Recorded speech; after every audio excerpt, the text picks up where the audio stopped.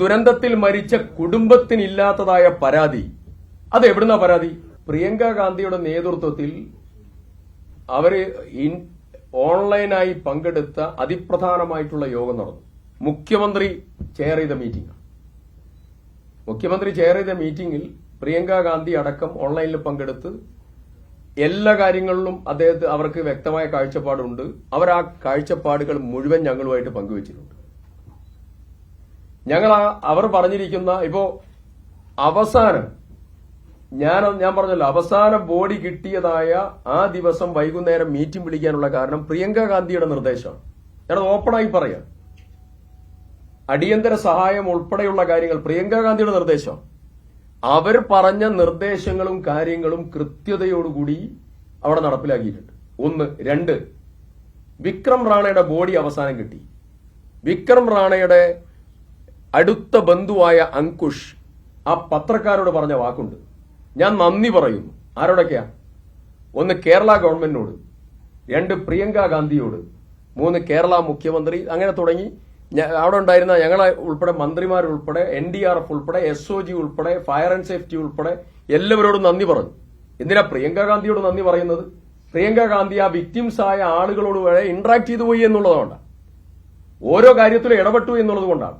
ഒരാളുടെ ഇടപെടൽ സാന്നിധ്യം കൊണ്ട് മാത്രമല്ല, ഒരാളുടെ ഇടപെടൽ വിദൂരതയിൽ നിന്നാണെങ്കിലും ദൂരെ നിന്നാണെങ്കിലും സമഗ്രമായി ഇടപെടുക എന്നുള്ളതാണ്, റിസൾട്ട് ഉണ്ടാക്കുക എന്നുള്ളതാണ്. ആ റിസൾട്ട് കൃത്യമായി ഉണ്ടാക്കിയിട്ടുണ്ട്. അല്ല, വിദൂരത എന്നുള്ളത് നെഗറ്റീവായി കണ്ട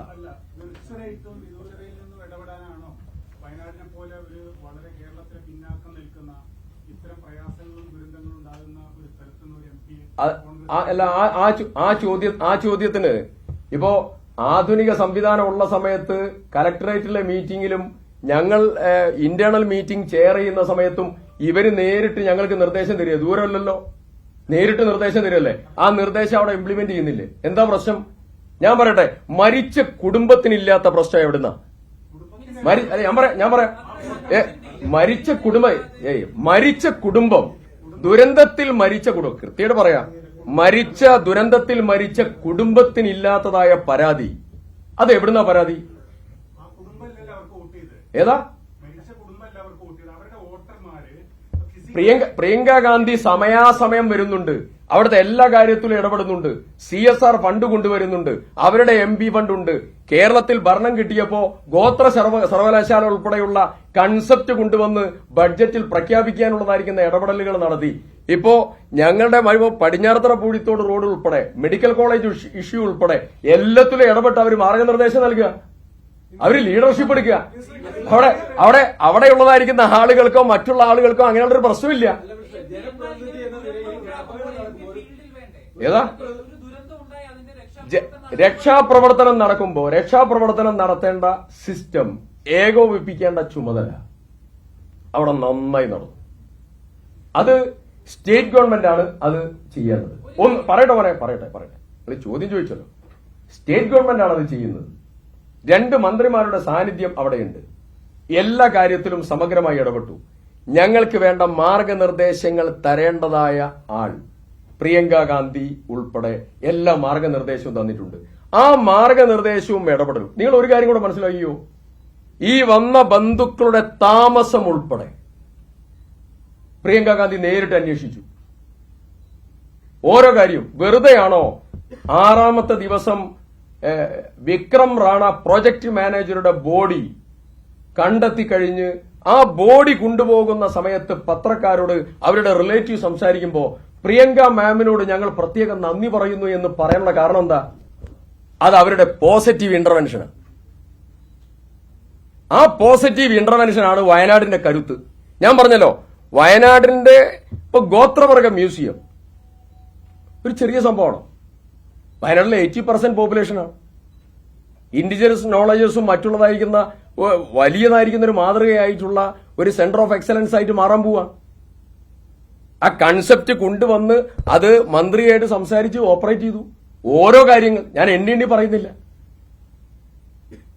ഞങ്ങൾ വയനാട്ടുകാർക്ക് ഒരു താങ്ങും തണലുമാണ് അവരുടെ സാന്നിധ്യവും അവരുടെ നേതൃത്വവും. അത് മലീമസമാക്കാനും അതിനെ ഏതെങ്കിലും രീതിയിൽ സംസാരിച്ചാലും അതിനൊന്നും ഞങ്ങളാരും വഴങ്ങൂല, വയനാട്ടുകാരും വഴങ്ങൂല.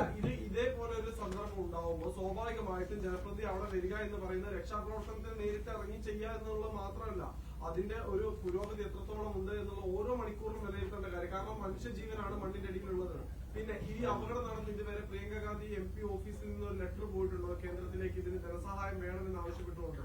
മനുഷ്യജീവൻ മണ്ണിനടിയിൽ കിടന്നതായ ആളെ കിട്ടിയ സമയത്ത് അവരുടെ കുടുംബം പറഞ്ഞ പ്രതികരണം വളരെ കൃത്യമാണ്, വളരെ കൃത്യമാണ്. അവരുടെ ഇടപെടൽ ഉണ്ടായില്ല എന്ന് നിങ്ങൾക്ക് എങ്ങനെ പറയാൻ പറ്റും? എനിക്കെങ്ങനെ പറയാൻ പറ്റും? എന്നോട് സംസാരിച്ചതും മുഖ്യമന്ത്രിയോട് സംസാരിച്ചതും ഈ കുടുംബങ്ങളോട് സംസാരിച്ചത് എത്ര എക്സാമ്പിൾസ് ഉണ്ട്, എത്ര എക്സാമ്പിൾസ് ഉണ്ട്? നിരവധി എക്സാമ്പിൾസ് ഉണ്ടല്ലോ. അതിന്റെ ഏറ്റവും മെച്ചപ്പെട്ട ഏകോപനം നടന്നല്ലോ. വയനാട് ദുരന്തം സംഭവിച്ചപ്പോൾ അങ്ങ് അവിടെ ഓടിയെത്തിയ ഒരാളാണല്ലോ.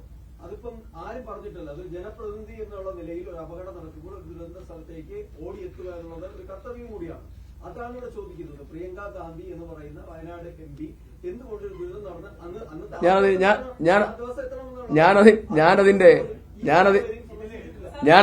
ഞാനതിന്റെ കൃത്യമായിട്ടുള്ള മറുപടി പറഞ്ഞു, വളരെ കൃത്യമായിട്ടുള്ള മറുപടി പറഞ്ഞു. ഇനി പ്രിയങ്ക ഗാന്ധി ആ മുഹൂർത്തത്തിൽ എത്തിയോ, ഇടപെട്ടോ? ഇതാണല്ലോ ചോദിക്കുന്നത്. അവർ നല്ല രീതിയിൽ ഇടപെട്ടു, പോസിറ്റീവായി നല്ല രീതിയിൽ ഇടപെട്ടു. ഇനി ചെയ്യേണ്ടതായ കാര്യങ്ങളെ സംബന്ധിച്ച് അവർ കൃത്യമായിട്ടുള്ള മാർഗനിർദ്ദേശം നൽകി. മരിച്ച ആളുകളെ സംബന്ധിച്ച് അവർക്ക് ചെയ്യേണ്ടതായ കാര്യങ്ങളെ സംബന്ധിച്ച് മാർഗനിർദ്ദേശം തന്നു. ഞാൻ നിങ്ങളോട് പറഞ്ഞല്ലോ, അടിയന്തര ധനസഹായം ഉറപ്പുവരുത്തണം. ആ ഉറപ്പുവരുത്താനുള്ള നടപടി ഉൾപ്പെടെ ഓരോ കാര്യത്തിലും ഇടപെട്ടു. ഇപ്പോ ഇടപെടുക എന്ന് പറഞ്ഞാൽ സ്ഥലത്ത് വരിക എന്നുള്ളത് മാത്രമല്ല, അത് ഇടപെടലാണ്. അതിന് ആ രീതിയിലൊന്നും ആക്കേണ്ട കാര്യമില്ല. ഏതാ ഒരു VIP അല്ല, ചെറുവയൽ രാമന്റെ കൂടെ വയലിലൂടെ തോളിൽ കൈയിട്ട് നടക്കുന്നതായ വയനാടിന്റെ കാർഷിക സംസ്കാരം ഉൾക്കൊള്ളുന്ന MP യാ. അതൊന്നും പറയണ്ടത്. ഇനി വേറെന്തെങ്കിലും ഉണ്ടോ? ഓൺലൈൻ മീറ്റിംഗ് അല്ലല്ലോ, ഫിസിക്കൽ പ്രസൻസ് ഉണ്ടല്ലോ. എത്ര തവണ? ഒരു തവണ വന്നപ്പോ 12 ദിവസം 9 ദിവസം നിന്ന സമയമുണ്ടല്ലോ. എത്ര ദിവസങ്ങളോളം നിന്നിട്ടുണ്ടല്ലോ. അതിലൊന്നുമില്ല. പ്രിയങ്ക ഗാന്ധി നിങ്ങൾ ഈ ഒരു അംബ്രല്ല, ഒരു വലിയ ടവർ അംബ്രല്ല, അത് ഞങ്ങൾക്ക് ആ ഒരു സംരക്ഷണ കവചം ഞങ്ങൾക്കുണ്ട്. ഞങ്ങളത് നന്നായി ഉപയോഗിക്കുന്നവരാ. ആ അംബ്രല്ല നന്നായി ഉപയോഗിക്കുന്നവരാ ഞങ്ങൾ. അതിന്റെ സന്തോഷം അവിടെയുള്ള ജനങ്ങൾക്കുണ്ട്, ഞങ്ങൾക്ക് എല്ലാവർക്കും ഉണ്ട്. ഞാൻ അതാണ് പറഞ്ഞത്. മരിച്ച ആളുകളുടെ അവസാനത്തെ മീറ്റിംഗ് ഹോൾഡ് ചെയ്യാനുള്ള റീസൺ അവരുടെ ഇന്റർവെൻഷനാ. അതിലെടുക്കേണ്ട തീരുമാനങ്ങളെ സംബന്ധിച്ചതായിരിക്കുന്ന ഡയറക്ഷനുണ്ട്.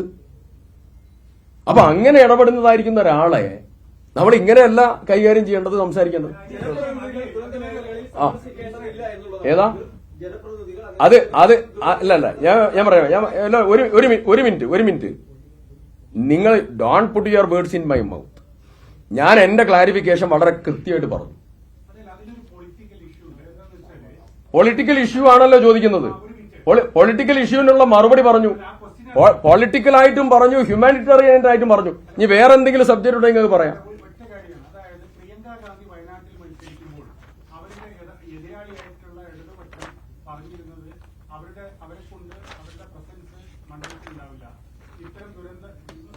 അതിന്റെ ഒരു ഉദാഹരണമാണ്. വയനാട്ടിൽ വലിയൊരു ദുരന്തമാണ് ഉണ്ടായത്. അപ്പൊ ആ പറഞ്ഞ പ്രതിപക്ഷം എന്താണോ പ്രിയങ്കക്കെതിരെ മത്സരിച്ചപ്പോൾ പറഞ്ഞത്, അതിനെ യഥാർത്ഥത്തിൽ ശരിവെക്കൽ അല്ല. വയനാട്ടിലെ ഒരു പാർലമെന്റ് അംഗത്തിനും ചെയ്യാൻ സാധിക്കാത്തതായ പ്രവർത്തനങ്ങളാണ് അവരവിടെ നടത്തിക്കൊണ്ടിരിക്കുന്നത്. ലോക്സഭയിലെ പ്രതിപക്ഷ നേതാവ് വയനാട്ടിലെ മുൻ എംപിയായ രാഹുൽ ഗാന്ധിയുടെ ഇടപെടലുണ്ടായിരുന്നു. വിളിച്ചിരുന്നു, സംസാരിച്ചിരുന്നു. ആവശ്യം വേണ്ട സഹായങ്ങൾ വല്ലതും വേണം എന്നുള്ളത് ചോദിക്കണം എന്നുള്ളത് പറഞ്ഞിരുന്നു. എല്ലാവരും ഇടപെടുന്നു.